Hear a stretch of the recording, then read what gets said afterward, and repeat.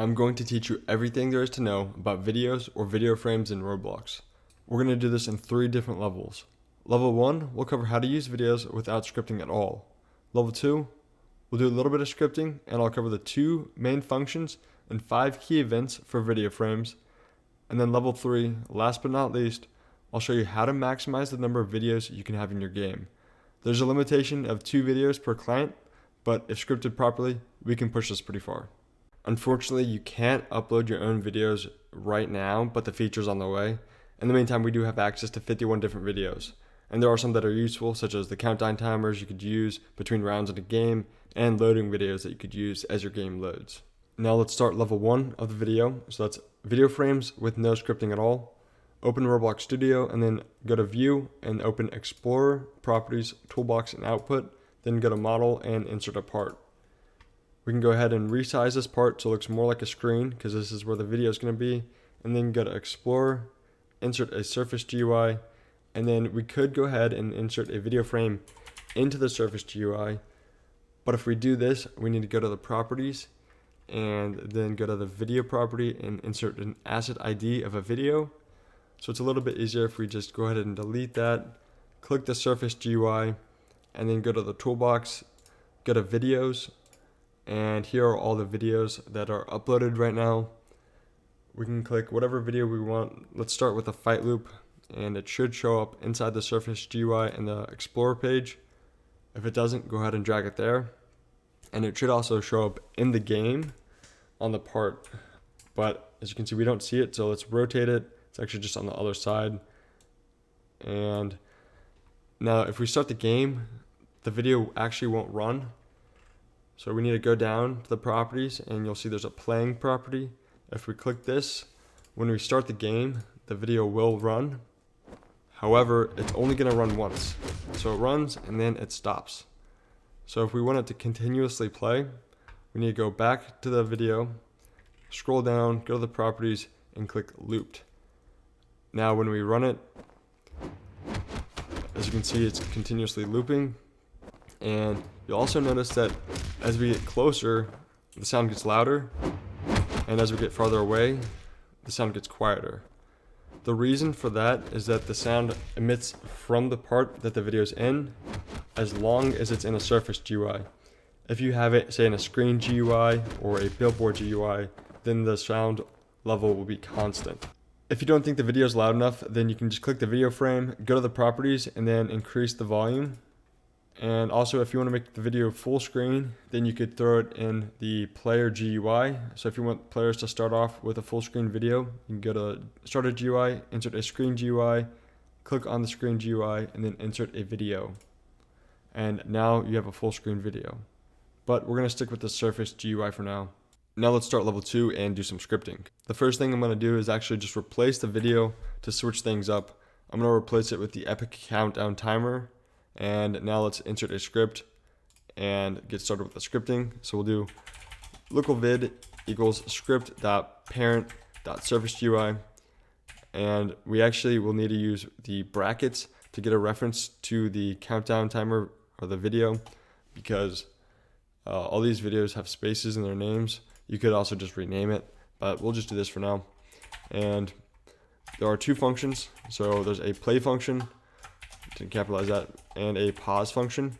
So these are pretty self-explanatory. Play plays a video, pause pauses it.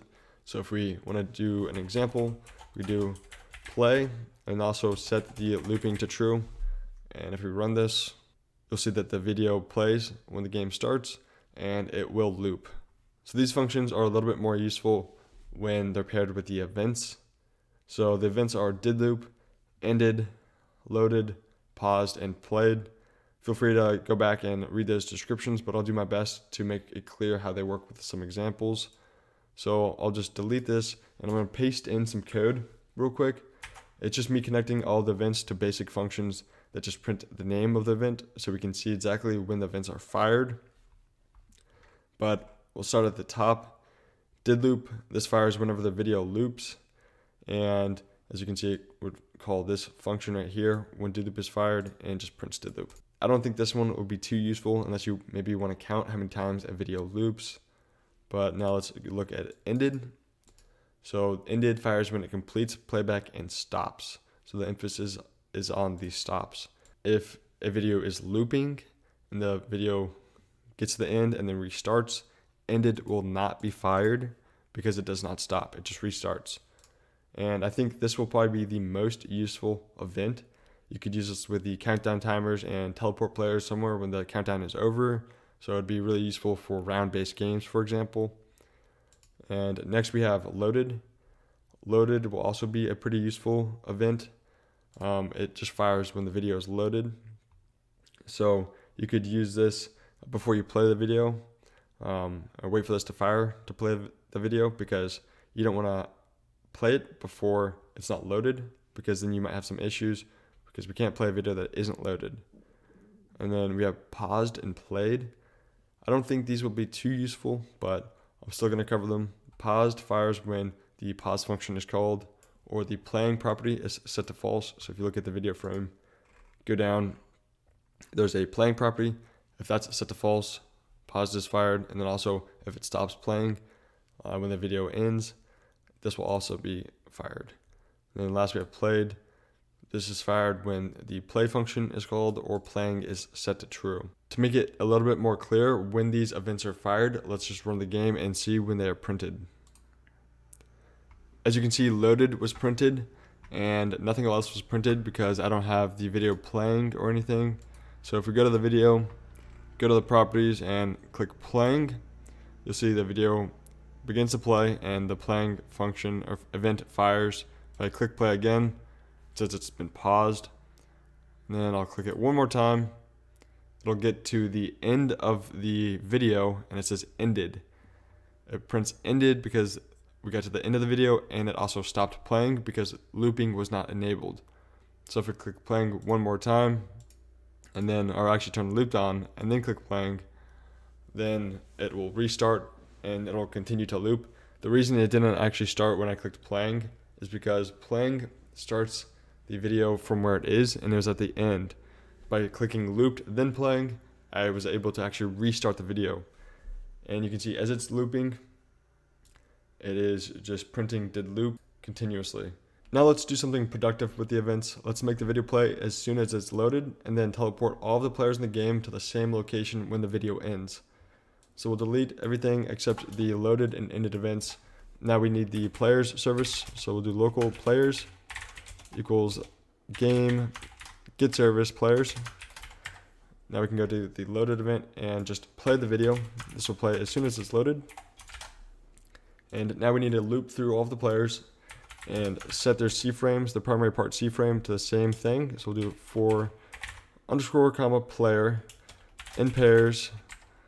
Then we need to get all of the players from the player service. So players get players. This is where we need to set their C frame. So player dot character dot primary part dot C frame. And this is where we will set it, but we need something to set it to. So we'll just go to the workspace, insert a part, then rename it teleport location. So we can just move it where we want instead of having to actually type it in manually. And then we'll do workspace dot teleport location dot C frame. Now let's start the game. And the game starts and the countdown is going. So as soon as the countdown ends, the function or the event will fire and will be teleported. Now it's finally time for level 3. We're going to maximize the number of videos that we can use in a single game. Also, if you're still watching this at this point, hopefully that means I've helped you out, so don't forget to like the video and subscribe for more videos in the future. Alright, as I said before, there's a limit of 2 videos per client. To make use of this, we need to make sure that each client only has videos running that they need to have running. To run videos on a per client basis, we need to use local scripts. If we don't use local scripts, then the videos will be running on the server and everyone would be stuck with the same 2 videos. For this example, we're going to be creating 3 screens that play on the client when the client clicks them. So for this, I went ahead and disabled the playing and the looped properties of the video, and I also disabled our script.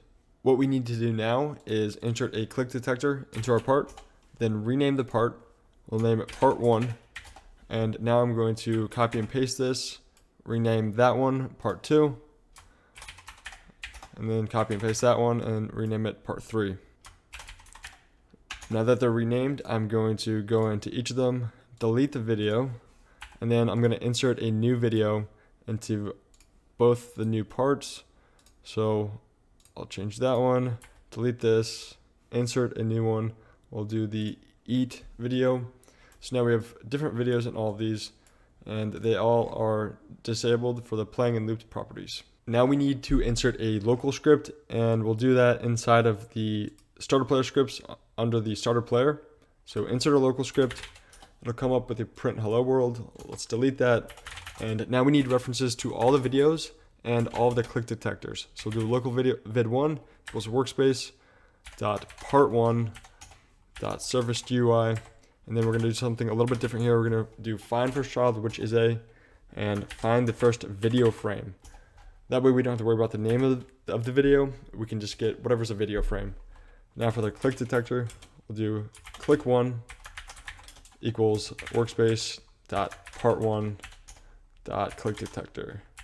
And now since we have 3 of these, we'll just copy and paste and then change all the numbers.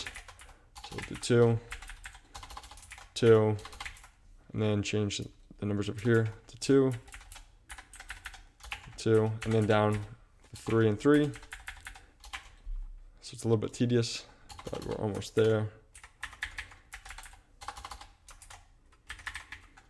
All right, and now we need to make a function. We could do this inside of the connection to the click event, but we'll just do it here. We'll do local function, call it click play, and we'll actually have it take a video. And then what we want to do is set the video time position. We'll set that to 0. So 0 would be the beginning of the video, and then the length of the video would be actually, let's see, what is it called? If we go down, you can see that there's time length. So that's the length of the video. But then back here, we'll set the time position to 0. And then we want to play the video after that.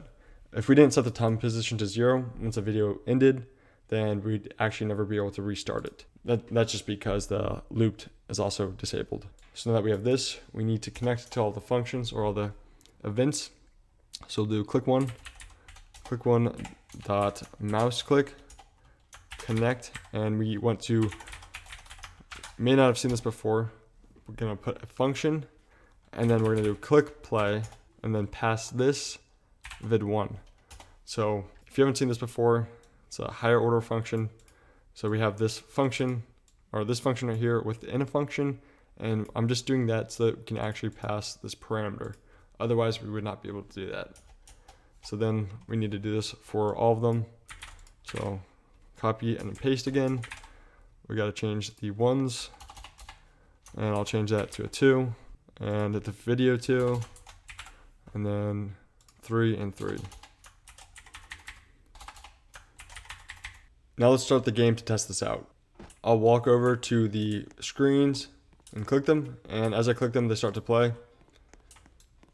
However, if I click the last one, it says at most 2 videos can play simultaneously.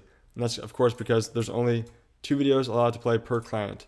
But if there was another client on this game, they could play whatever 2 videos they wanted. So these videos are not playing on the server, they're only playing on my client. Alright, if this video helped you out, don't forget to like and subscribe. Comment down below if you've had any issues. There's more videos coming in the future, so stay tuned.